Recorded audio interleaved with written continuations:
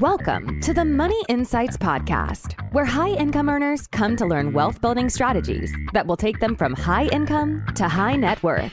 With your hosts, financial and wealth-building experts, Christian Allen and Rod Zabriskie. Welcome into another episode of the Money Insights Podcast. I'm Christian Allen, and I'm here with my co-host, Rodney the Pod Zabriskie. As always, what's going on, Rod? Hey, I'm doing great. I'm feeling a little crowded, though. You look a little crowded. We're here with two guest hosts who many of you probably know and love. Well, love is maybe questionable, but at least you know them. First, we've got Blake the Snake Brogan. Blake, what's going on, man? Sorry to take up your big box that you normally get to look at yourself while you record these, Rod. And finally, we have Brenyn McConnell. There's no nickname. Glad to be here. Brenyn, what's going on, man? Let's not tell him my nickname. Nope. Okay.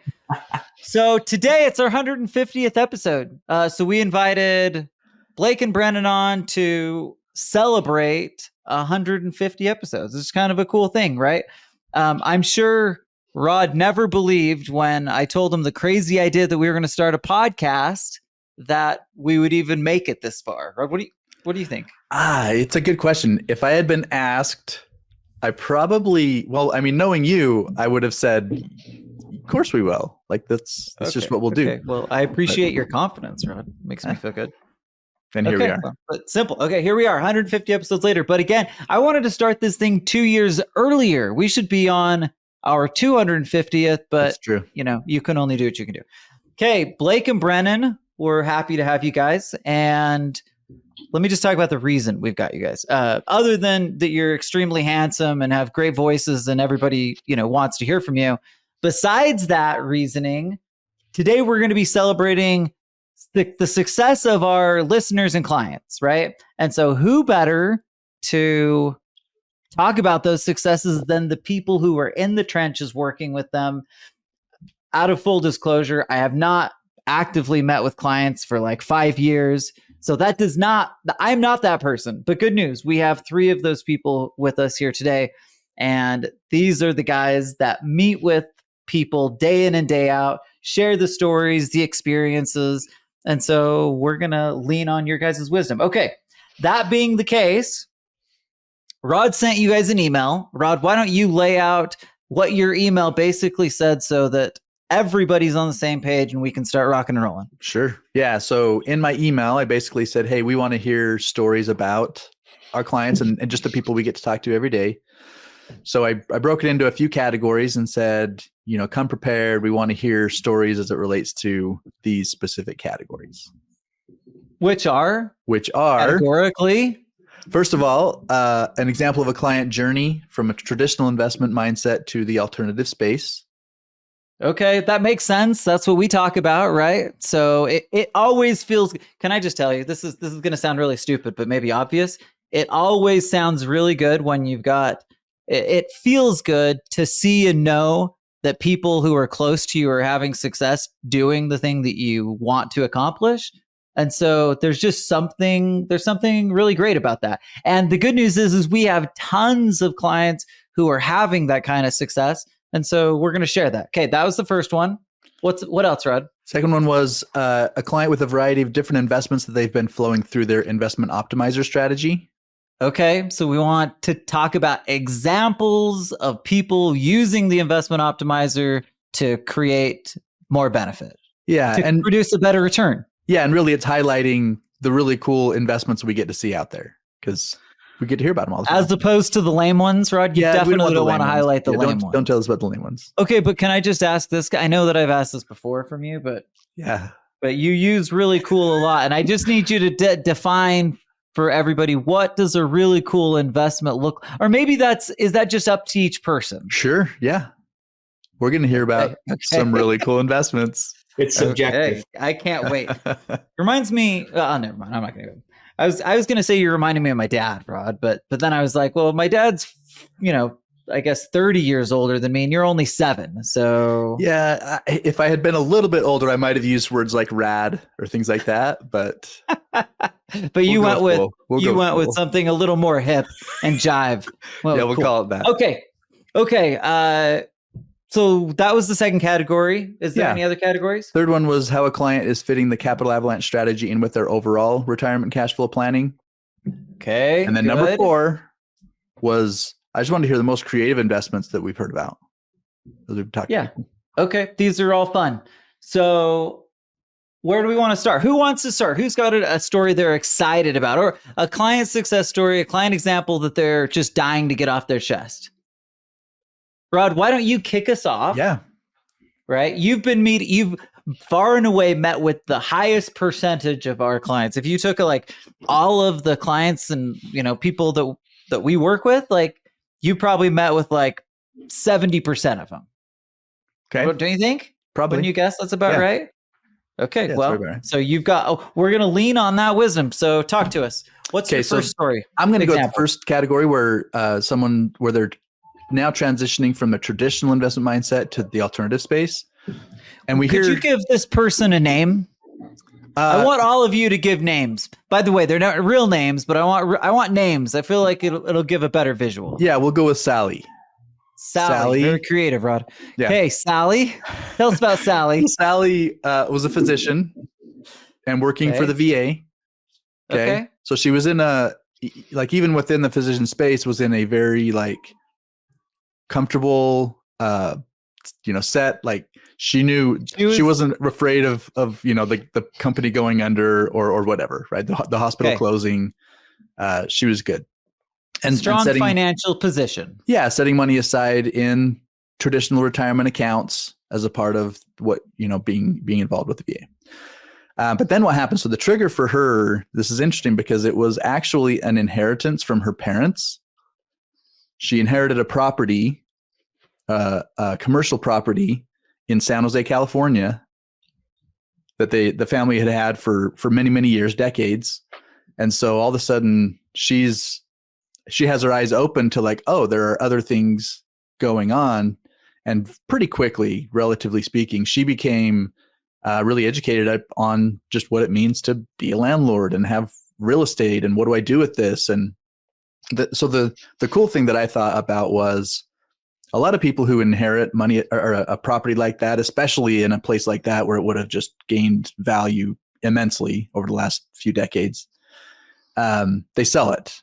Right. There's okay, great. I'm going to sell it. I'm going to take the cash. I'm going to, do whatever, go on vacation. I'm going to retire, whatever. They're just going to take the cash and do it. Yeah. Just live it. Yeah. In her case, she became educated, and I'm not saying she was totally uneducated before this on it, because again, it was in the family, but she took it on herself, became very educated, invested in other real estate, and basically that started her journey into the alternative space where now she invests in a lot of different things. She actually has since retired from her physician position and is a quote unquote full-time investor right now. Full-time investor. I know who you're talking about. And it was really interesting, right? Thrown into becoming an investor overnight almost. And I think the thing that she probably did as well as anything was she connected with people. Yep. Right. She connected with people. We've met her at meetups and things like that. She's just all over the place, getting in, understanding how to do it. And I think that's really treated her well. Okay. That's a good story. Who's next? Blake, you want to go next? Yeah. So I actually, with this one, I've been talking to a couple people who are pilots currently. Oh, yeah. Sweet. Recently. Okay. Yeah. Okay. Pilot. Is pilot a male or female? Well, it can be both, because there's really a handful of these people. I've noticed a theme as I've been working with some of these pilots and they've brought this up individually on, different times I've been speaking with them, but a lot of them used to be Dave Ramsey disciples. Oh, we love Dave Ramsey. Okay. Good. We love the previous Dave Ramsey disciples. A lot of good things early on but here's how it plays out, where they're I haven't had debt. I've done the program, but with where my income is now, basically all I've done up until this point is fund the 401ks and the Roths, right? So that's kind of where my savings go. Now they're what do I do with it next? Yeah, exactly. So now they're starting to, they're a little older. They're starting to think, okay, what what am I going to do with these accounts? And they're starting to think about really other ideas because the incomes that they're making are pretty significant now. So now they got some extra cash and like, could I do something else? So don't necessarily love all the tax consequences of taking the money out. And it's really just kind of where are we going to go? So a lot of people are interested in self-storage. I've found to be popular, or just other type of, syndications in some form or facet. And then when they learned about the investment optimizer strategy, obviously that's a great strategy to plug into what they're already doing, or what they're planning to go out and invest, right? Just flow the money through this strategy first before they fund those deals. But it's been kind of interesting, talking to a handful of them, seeing some of the same patterns and themes. Okay, so you've got some pilots out there and they have seen the light. That's what I'm hearing. Because they're former, we don't like current Dave Ramseyites, we like former Dave Ramsey. I do have to say, one of them, he's like, I got to tell you, I've always been kind of anti-life insurance because I came from the Dave Ramsey world. He's like, I just got to have you meet with my wife one time, give a little bit of explanation of what's going on. now they're clients, but it's, man, that's heartwarming. I love it. It's a transition, certainly. Yeah, it's been super fun. I love it. And it does take a little bit of time to make that transition. So that's a fun one. Okay, Brennan, you're up, my friend. What do you got for us? There's so many stories about this. Have a lot of really fun memories of hearing, a lot of different clients talking about going from, traditional market-based investing or maxing out their 401k at work, and maybe they've got a Roth IRA and a brokerage account. And very common for us, and I think Blake and Rod would agree, we just hear, we've been doing this for over 10 years, and I'm realizing that it's not going to get me where I want to be. And so that has kind of been the catalyst for a lot of people to say, it's time to start looking at this in a different way. And a couple in particular, we'll call them John and Sally.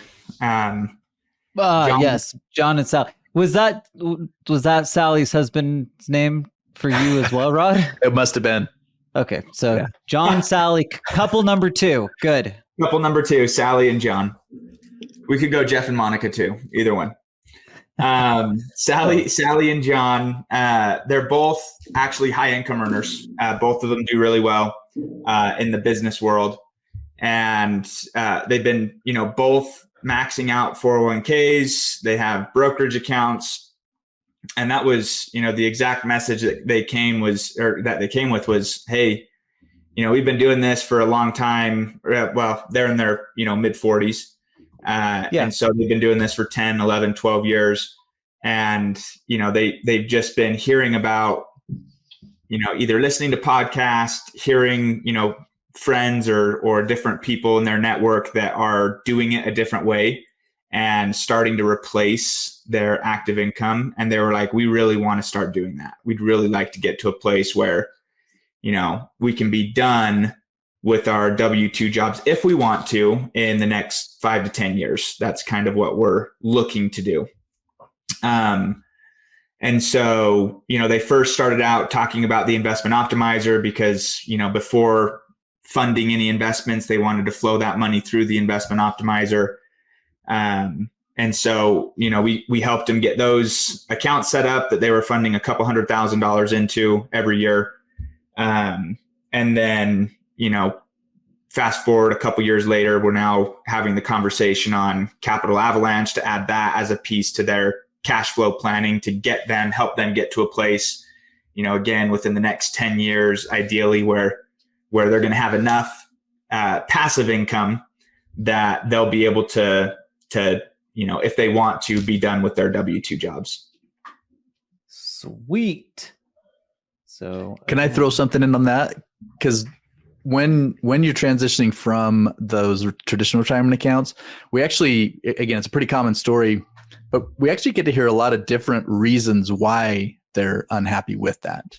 So in this case, it was like, hey, the returns aren't doing it. As we project forward, we're just not seeing that it's going to get us to the place where we need to be or thought we would be.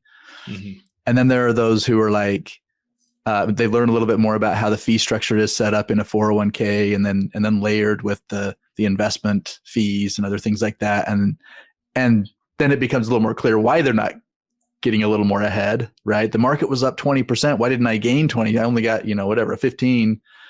And, or the people who say, it only seems like the only gains I'm getting inside of my account is when the contributions I'm making, like the underlying account just isn't really going anywhere, that kind of stuff. And so, but it is fun. It's like being there as they're like at that crossroads, and again, seeing the light, so to speak, on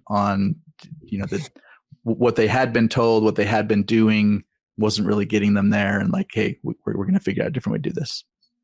And this was true for John and Sally too, but I wanted to throw this in there too, because I hear it from multiple people.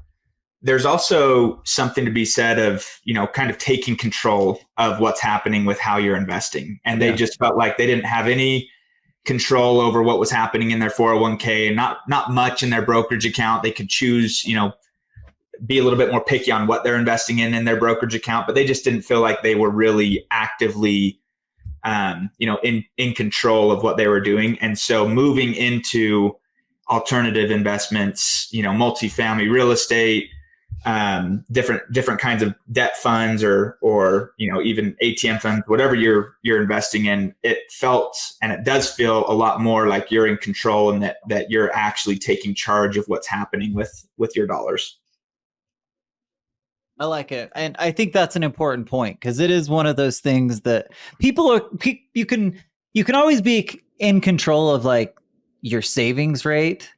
But I think most people have just come to the conclusion that the investments are just, you just do the typical stuff, and then it's going to do either it's going to perform or it's not, but you just can't really do much on that. And of course, that's one of the benefits in the alternative space, is that changes the game a little bit. You can be a little more proactive, utilizing, say, tax strategy to increase a return, or you can flow it easily through the investment optimizer to increase the return.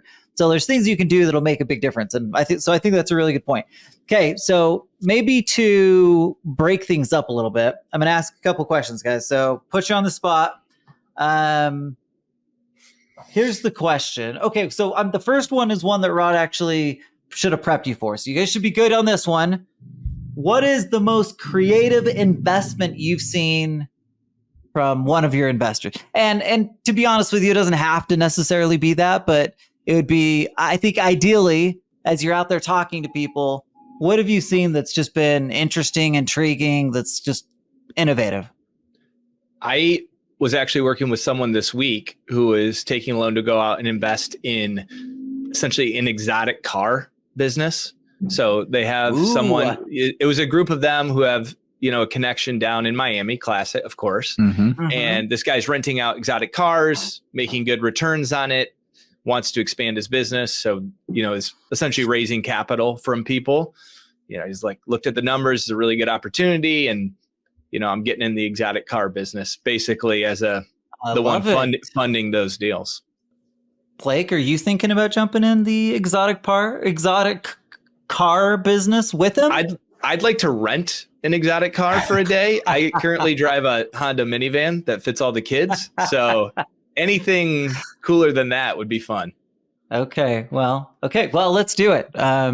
Maybe next time you're here, we'll have to like rent a speedway and do like legit race cars. That'd be fun. Okay. So that is an interesting one. And most people would say investing in cars is a bad idea.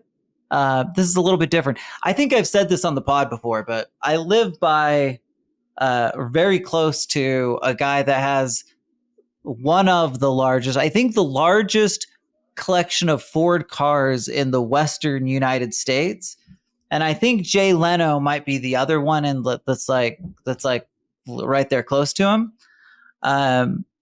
But his cars are just absolutely worth a fortune. Now they're pretty interesting, right? They're like, he's got like an original Ford fire truck as an example, like a big old fire truck, even Model T. It's crazy, man. So anyway, cars are not like my thing really, but I definitely appreciate people who can get into cars. And I always appreciate someone who can turn a profit on something that they're like interested in and like. So that's a cool one.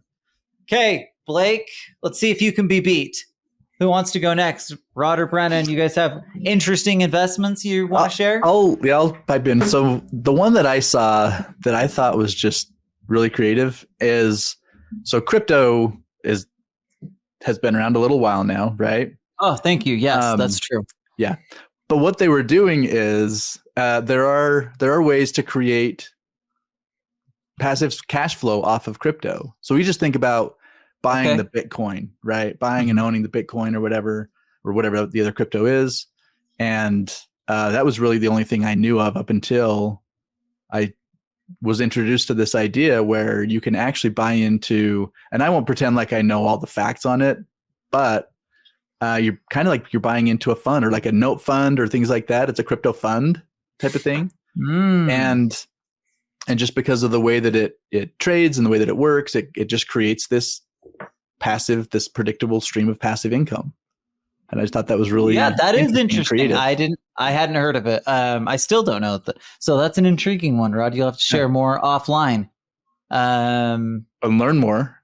Learn more. Well, I was thinking you could just like pass on the person's info and we'll just go straight to the source. Deal. We'll just go straight to the source. Deal. Okay, those are both interesting. Brennan, you got them beat? I've got a couple. Probably.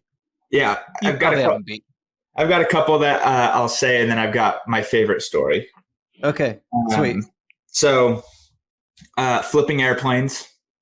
Flipping airplanes. So just like flipping homes, like buying a crappy one, fixing it up, and exactly.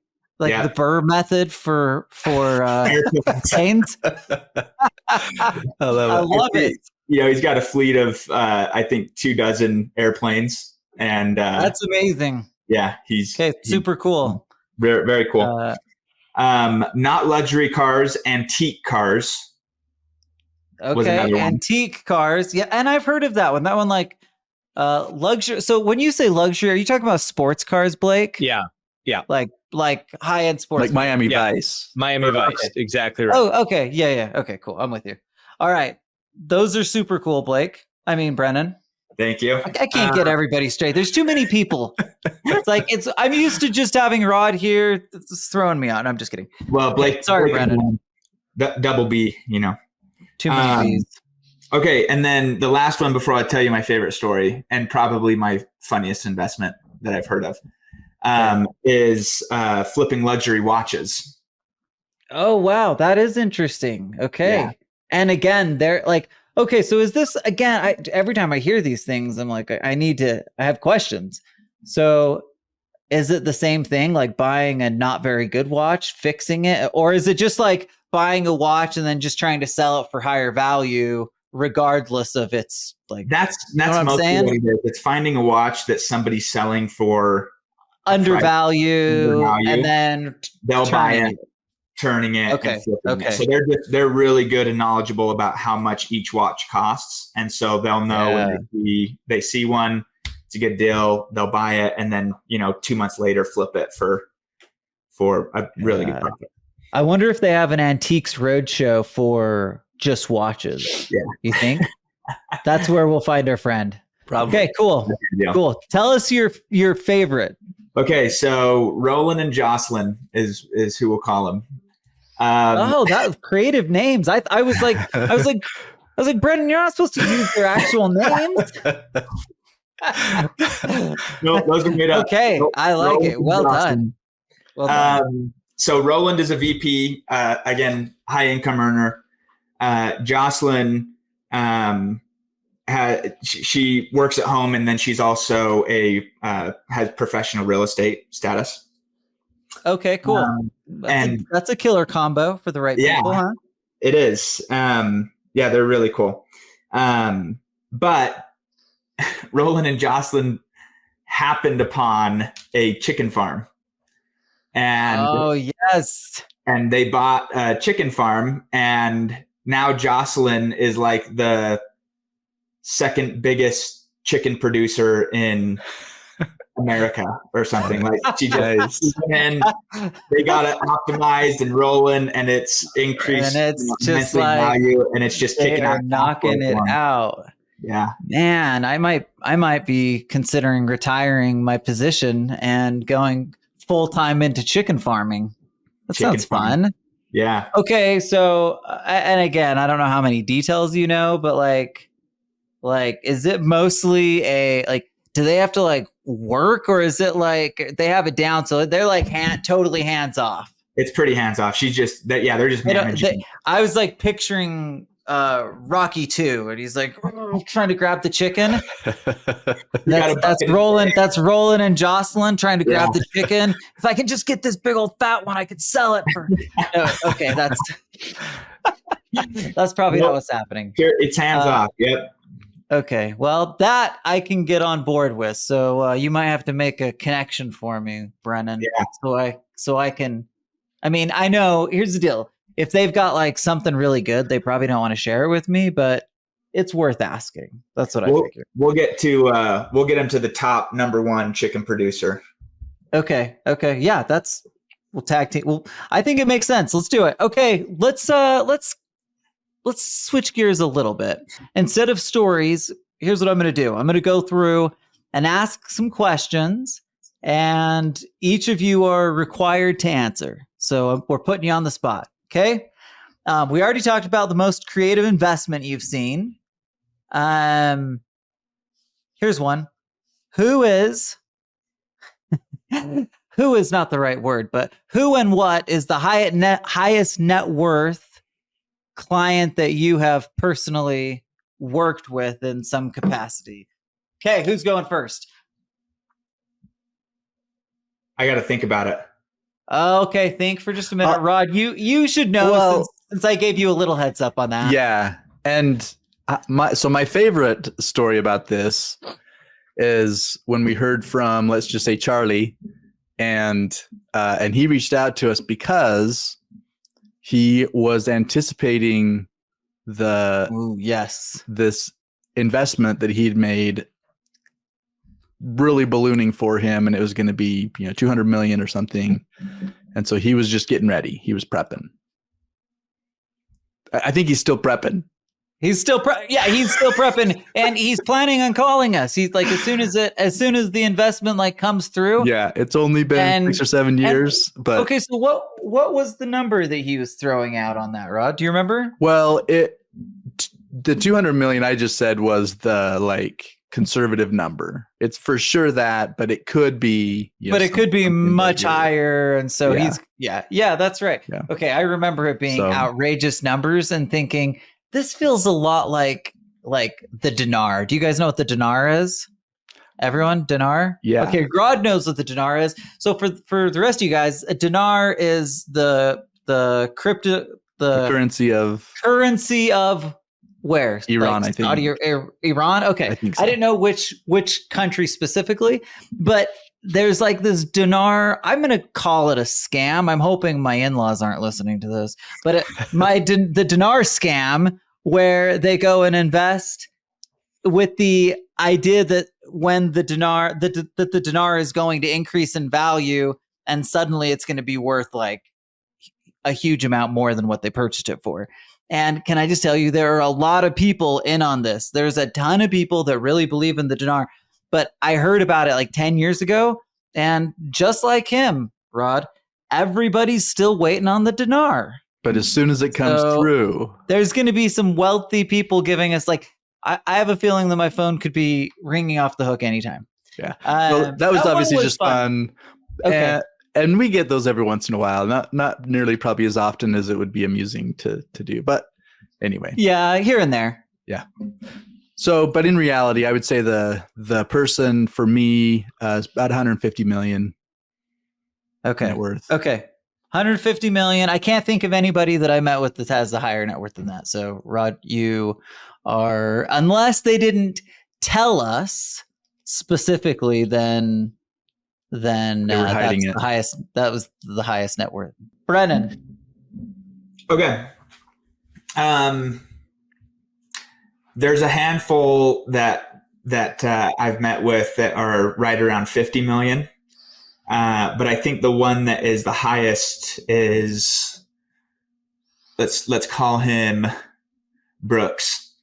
Brooks. Oh man, that's a cool name. He sounds Brooks, cool. Thank you. Brooks in California. And he is a business owner. He owns a construction company out there.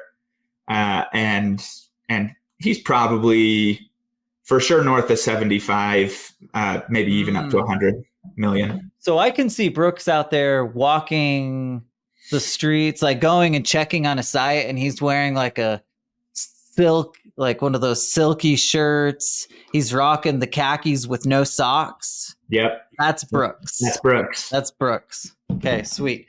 It's nothing to sneeze at. 50 plus 75 mil. Man, that's impressive.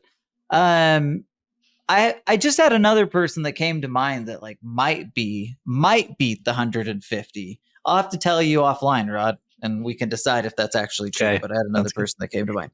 Okay, so Blake, what you got? Weren't you meeting with a billionaire? Well, the person that I've spoken to billionaires. I don't know. I certainly don't have any billionaire clients. Well, that's okay. It was just It doesn't have to necessarily be. I think Brooks's cousin Benny, who's also he's also in the construction business. No, we do have a client who's in the construction business, not in California, down in the southeast of the country, but so they're not rocking the silk shirt. No, but the construction business sounds like it's going well because I think he's in the approximately 50 million type of net worth as well. Okay, Rod, I think you win. It's not a contest, but Rod, you win. And the next question. Okay, here's one for you guys. What are some common traits or habits that you've observed among your most successful clients? Starting with Blake. Yeah, I think that a lot of them happen to be business owners, who are the ones who are really. So you're saying starting a business is a really great habit. It can lead to great wealth, right? I mean, a lot of businesses absolutely don't go well, can. but probably the best way to truly balloon your net worth is through starting a successful business. That being said, there's no question that's true, by the way. I'm just going to second that without question. I've said that and many times when you're talking about wealth building, the people that we've worked with who build the exponential wealth almost always do it by building their own business. Now, having said that, we have a lot of people that are quite wealthy who have done really well in their career and their job. Yeah. But again, to your point, it's hard to get even if you're making, a couple $1,000,000 and you're as a surgeon, it's hard to turn that into $100 or $200 million unless you start the business. So anyway, I agree. So I have found that tend to be the more successful people are probably the quicker decision makers too. Oh, okay. So it's more of like a good characteristic. Generally kind of give me the outline for this. And then if I'm comfortable with you and kind of what I think we're doing here, I'm going to make a decision that we're going to understand the value proposition. Yeah. Or we're not going to move forward. So not saying all of them want to execute on it, but they just kind of want to know the facts. And then they're going to make a decision quicker than other people. Okay. That's a good one. I like it. Brennan, what have you observed? I think some of the most successful investors, a lot of them will have like a spreadsheet or some sort of tracking system to track each deal that they invest in. And I think that's pretty common with a lot of people, but the more successful investors are very detailed in it. Like they're granular. They're looking at, when it was invested in, what the cash flow is projected, what the actual cash flow that's happening, the projected liquidity event or close date of the deal.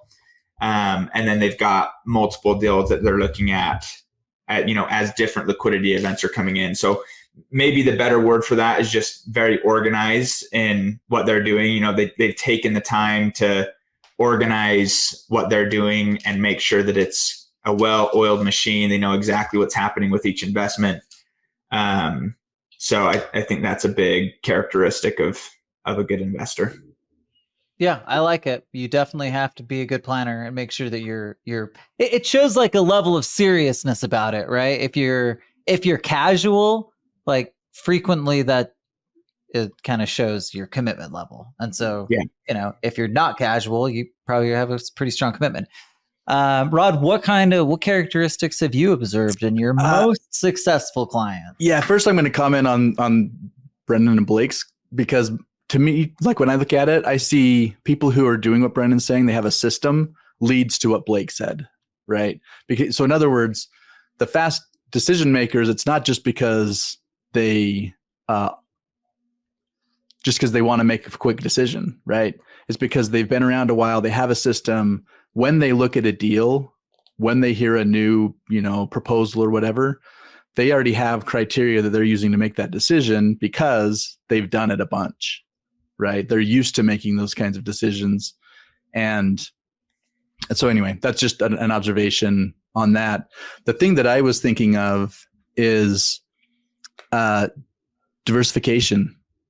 So especially with the recent kind of things that have been going on, and people who were overly invested in one category are scrambling with everything they're doing, right? Whereas the people that I talked to who were disciplined, who got in on, so let's just say commercial multifamily real estate, they got in on it obviously, but they had a lot of other things going on. So when that comes up, it's still a sore spot. I'm not saying they don't care, but it doesn't feel to them the same as it does for the person who got in on that and then just was like, hey, I'm all in, right? And we talk about this, frequently, where it seems to be human nature to say, I'm going to pick the best, right? I'm going to identify the best, in this case, investment category. And once I've picked it, then there's no reason to do anything other than invest everything in that one, right? And so that's why I use the word discipline, because even though that's human nature, even though that's logically makes sense at some level, you still have to make sure that you're not allowing yourself to do that. And it takes not only discipline, but it takes planning, because when you have a category that does really well, so someone who 3 years ago was investing in multifamily, and that's where they had made a bunch of their money, and they were just kind of rolling it back in, that's another challenge, because you have to rebalance. And you have to force yourself to do it, because you're going against what was successful and putting it in the places that were less successful, because you think that when things flip, your risk profile or whatever changes up, and then all of a sudden it allows the other things to do well. Not easy to do, but that's what I've seen. People who have actually been doing that, it's worked out for them. Okay, so Blake says, good decision. We'll see if we can make like the perfect successful client. We've got good decision makers. We've got deliberate planning. We've got disciplined. What was the other one you said, Rod? Diversification. And diversified. The one I'm going to add to it, and we could probably add a bunch, but willing to take risk. It's a critical feature of most successful people. Because again, if we go back to this idea that most wealthy people become wealthy by either starting or building a business and or investing in businesses, like it just inherently requires you to take risk in order to get there. So one of the things I've seen is certainly that they're willing to take risk. Okay. I have one more question. I actually have several other questions, but I'm going to drop a few of them. I'm just going to ask one more. Quick one. Two more. Sorry. I'm throwing a change up at you guys. Okay. This is a quick one. Highest income of people you've met with. Anybody, what's the highest income singular client, investor that you've met with or worked with? Blake, go. They've told me 3 million. I've had a couple who have told me 3 million. I think some people are undershooting it though. Well, to know not more. everybody likes to be everyone. Yeah. Not everyone likes to just be like totally open about it. So some people Yeah. will keep that kind of stuff close to the vest early on until you get to know them a little bit better. So that makes sense. Okay, Brennan, what about you? 5 million is the highest I've heard. 5. That's pretty good. That's pretty good. And Rod and I are probably the same at around 15. 15, yeah. And amazingly, it wasn't just like, I had a really good year. It just consistently creating that level of income is just insane. And we do have like a handful of clients who are in like the several million, just like pounded out year after year. So anyway, it's fun to like, have a chance to meet with and like work with successful people, and it certainly helps us kind of take our own game to the next level. Okay. What is the most successful personal investment that any of you had made? And again, you can be vague about this, but personal investments that have been a success for you guys, what can you share with listeners? Who wants to start? I'll start. I figured I've been throwing it on you guys all day. Like I'll take this one. So my most successful was definitely a land real estate deal. Although, can I just tell you, I was looking at my deferred comp plan this morning, and according to its year to date, its last year, it said 22%. 22%. That's pretty dang good, huh? Yep. And that's just in good old fashioned mutual funds, low cost mutual funds. So, there is a place for it. But that's nowhere near the return I made on a land deal that I did like 15 years ago. Now, the timing has to be right in order to get that situation to play out the way that it did. But we were able to basically like, triple our money in a really short period of time and create a massive return. I've also had an epic failure, which I've talked about with my yurt project. Man, trying to build the yurts, that was brutal. So I've been on both sides of that fence, but maybe you guys can talk about it. Do you guys have any successes or failures, either one, that you want to share with the listeners? I can share. Woo. Share one.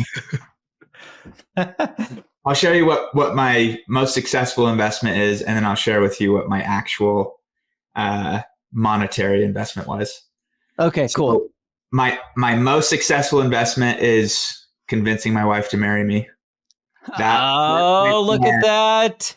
Yeah. I see what you did there. We'll make sure she listens to this. We'll make sure she listens. Yep.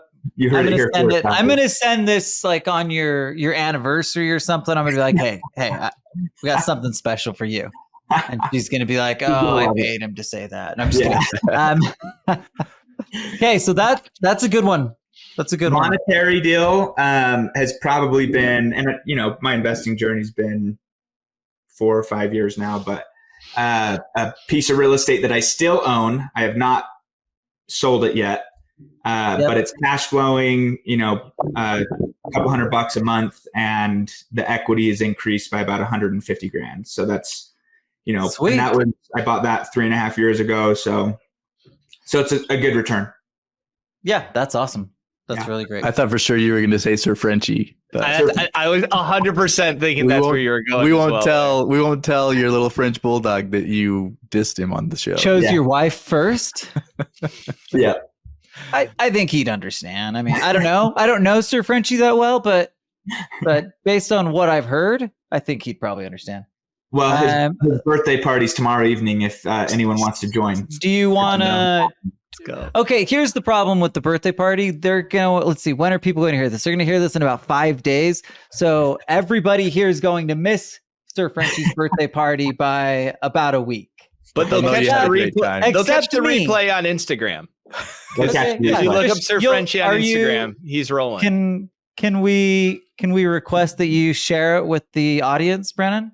Oh yeah, share at least some highlights. We'll get some pictures. His actual birthday's May 4th, but we're going to be gone, so we'll put it up on social media so that we can celebrate Sir Frenchie's birthday. I'll send you some pictures of the event. Yep, Sir Frenchie.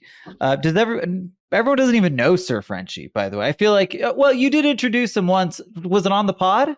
I think so. I think so too. So while Sir ago. Frenchie's the dog. Yeah. Sir Frenchie's the dog. There are fans Pretty out cool there dog. screaming right now. Okay, Rod, what about you? Well, mine's going to back up what you said a little bit earlier, and that is just the business. So, Oh yeah, the business is definitely okay. So I said that earlier, and then I told you the wrong thing because without question, our own business has been the most successful overall investment because we get exponentially more out of it than we put into it. So that's a really great point. Anyway. And attaching an actual value to a business, anyone who has tried to do that, it's not exactly a science, but either way, that's by far. Yeah. I was going to throw out a number, but I don't want to throw out a number and be inaccurate. It just depends on who you ask and what calculations you're using. Then you can kind of, we've done pods on that, determining your business valuation. Yep. And then there's also like, you can get like really professional, like intense valuations done if you really want to. Maybe we'll do that one day, Rod. Blake, do you have anything you want to share on this? Talk to us. I'm like Brennan, where I'm only a couple years into my, investing journey and have been hitting some singles. So nothing where I'm, actually, going for doubles and triples. However, I'm in the process, got another kid coming this year. We needed a bigger house. That's an investment. So we're buying another house. That being said, I do not track real estate prices, but the house that I'm living in now, I can't believe how much more it's worth than when I bought it 7 years ago. Mm-hmm. So makes life. And that's good. That was good timing. You saw a nice run during that. Very nice run. So I just the other day kind of calculated what I've earned and put into the house and stuff, and I was pretty surprised pleasantly with how much values have gone up in the last 7 years. Yeah, thank goodness I bought a house in 2008, and it was underwater for like I don't know 7 years, and now it's got like tons of equity in it. So that's one of the beautiful things about real estate. It's just like you give it enough time and it just kind of does what it's supposed to do. So that's kind of cool. Good stuff. Okay. I'm trying to decide if there's anything else. Okay. Last question I want to ask, and then we'll call it a 150th celebration episode. What role would you guys say that ongoing training, education, and or mentorship has played in the success of, again, your most successful clients? What role does that, and does it play a role? Like I'm assuming that there's some element to that, but like maybe think about what that looks like in those people's world and share with us what your thoughts are. Yeah, I'll jump in because I feel like one of the things that makes people successful, especially in the alternative space, is the network that they've built. And a lot of those are going to meetups. We go to regular meetings or meetups. But some of the people who I feel have really kind of leveled up in their investing since I've known them are the ones who have built a great network where they get access to other deals that you might not get, just if you're one of the general population and stuff like that. So I think, especially in the alternative space, finding other people who are a step or two ahead of you or a couple steps ahead of you, kind of drafting off them. I've seen that with multiple people where they've, I feel like they're in a different spot now than they were a couple years ago because of the network that they've built. Yeah, I totally agree. Networks, huge. Yeah, I would totally agree with that. All of the people that I'm thinking of that I've seen rise to levels of success have some time under their belt to get there, and none of them are lone wolves. A lot of them are partners, and or they have built a network of other investors and or professionals that assist them in what they're doing, that have expertise, and none of them have done it on their own, for sure. And to add one thing, you're the sum total of the 5 people you spend the most time with. I'm trying to remember whose quote it is, but I'm We also hear it a lot. amazed too at like how freely people are willing to share their successes, their failures, and kind of bring people along, so sometimes you think of really successful people. I don't know if they'd really want to talk with me or, bring me along, but from my experience, people really do. They enjoy sharing what's gone well, what hasn't gone well, more of an open book than you might think. And oh man, I have a secret. I'm glad you brought this up because this is a secret for everybody listening. This is going to be groundbreaking. People love to talk about themselves. I know, crazy, that's a good point. Right? People love to talk about themselves. So ask them about themselves because, you'll probably get a lot. Rod is especially the case there. I can't get him to shut up. Just kidding, Rod. What's coming to your mind on this, Rod? I already went. Oh, well then we don't need you. We don't need your opinions anymore. Who hasn't gone? I'm excited to hear from Brennan. Yeah, I haven't Brennan. gone. I haven't gone. You're the one. Go, Brennan. I mean, it's kind of echoing what they've already said, but one of the biggest things is they don't have to make mistakes if they've got somebody that can help avoid that, right? So most people, whether they're a younger physician or, just starting out in business or whatever it is, they'll find somebody who is 10, 15, 20 years further along than they are and, take them to lunch. They'll become friends. They'll start meeting, once every other week or something. And that person can help avoid, I don't know what the saying is, but why would you make a mistake when you can avoid it by learning from somebody else, right? The more you can learn from somebody else's mistakes, the less you make. And so that's probably one of the biggest things that I've seen, some of the more successful investors do is they'll find somebody that's doing it better than they are and talk to them, learn from them. And I'll mention this too, they'll usually get to the same level as that mentor. And then they'll find another mentor that is, again, 10, 15 years further ahead of them. And they're not going to stop talking to the other mentor, but they're just going to find somebody that can help elevate them to that next level. So basically what I'm getting from all you guys is that mentorship has played a huge role in most of the people you guys are thinking as successful. Okay. I have a last bonus question. If this one doesn't work, we'll just cut it. But here's my question. Have you encountered any particularly inspiring or heartwarming stories of people moving from maybe a monetary position of relatively low means to something of much greater success? I mean, I know a lot of people have done that. And so we usually don't catch people until they're already in that success stage. But I guess the question in my mind was is there any stories you guys can think of or any examples you can think of people who didn't start that way, right? They had they just had to figure it out. And again, most people are that way, but anyone come to mind? Yeah, I have one that comes to mind, and let's just call him Billy. And he is really inspiration. So he's a physician. So he went to medical school, and then right now he's actually in the Air Force. So he's a physician in the military, but it's full time. But he doesn't stop there. He actually gets side gigs in both medical and then also in the investing that he's doing in terms of buying real estate, flipping it, these kinds of things. And it's been, again, like you said, I didn't meet him till he already was a physician. He already was kind of starting to do this. But over the last 3 years or since we've been working together, I've been able to see him just have this hunger.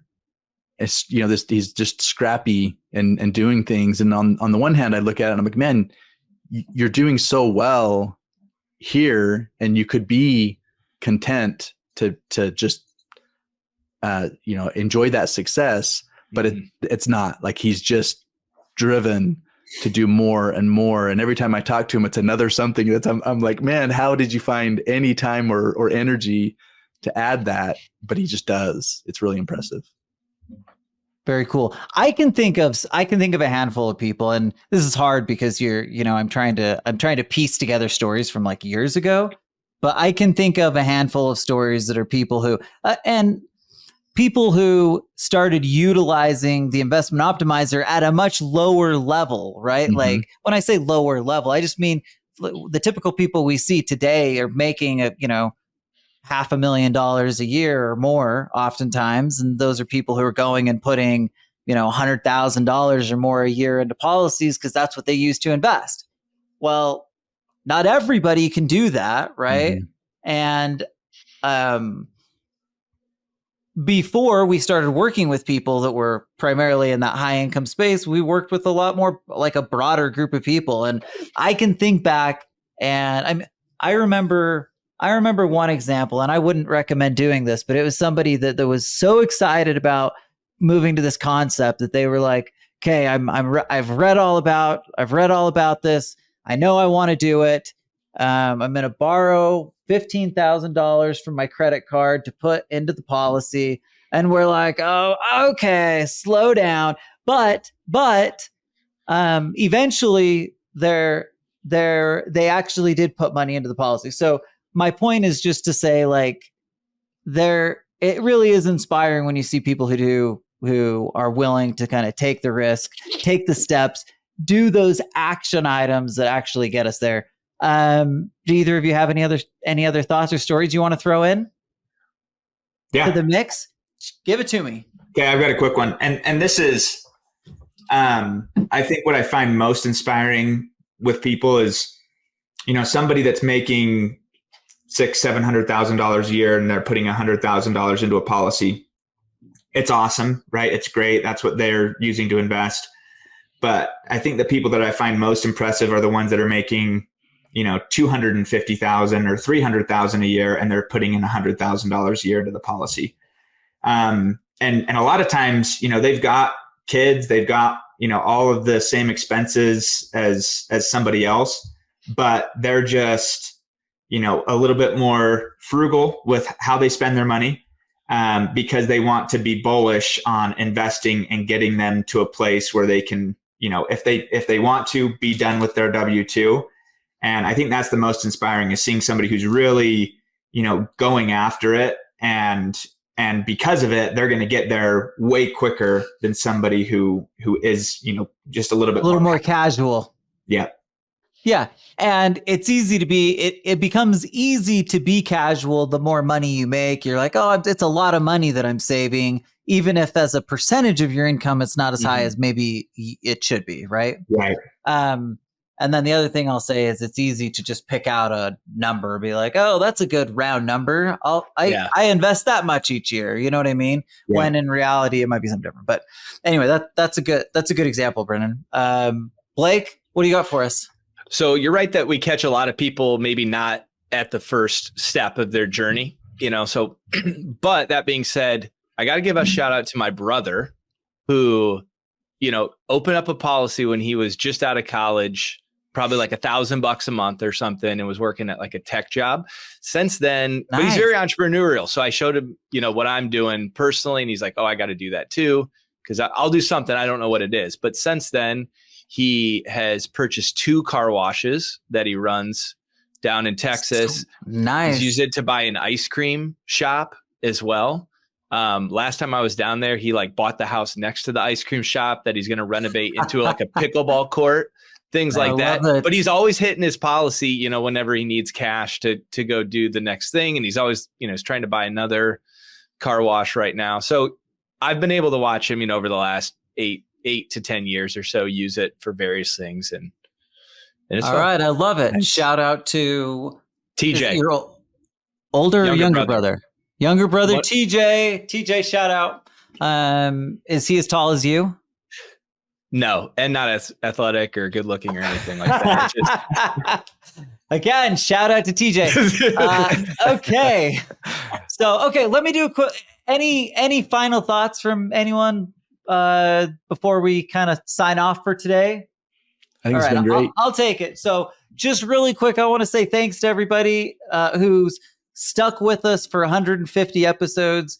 We know that it hasn't always been pretty, but we hope that we continue to get better. And we hope that we'll continue to put out good content. We hope that you'll stick with us. So thank you all so much for being with us on this journey, and we'll catch you next week. Thank you for listening to the Money Insights Podcast. To learn more about the financial and business strategies discussed in this show, please visit moneyinsights.net. The views and opinions expressed on the Money Insights Podcast are not intended to be individual financial, tax, or legal advice. Always consult with the appropriate advisor before making financial decisions. And if you're enjoying the show, please feel free to rate, subscribe, and leave a review wherever you listen to your podcasts. This will help others find the show and learn wealth building strategies for themselves. Thanks again for tuning in, and we'll catch you in the next episode.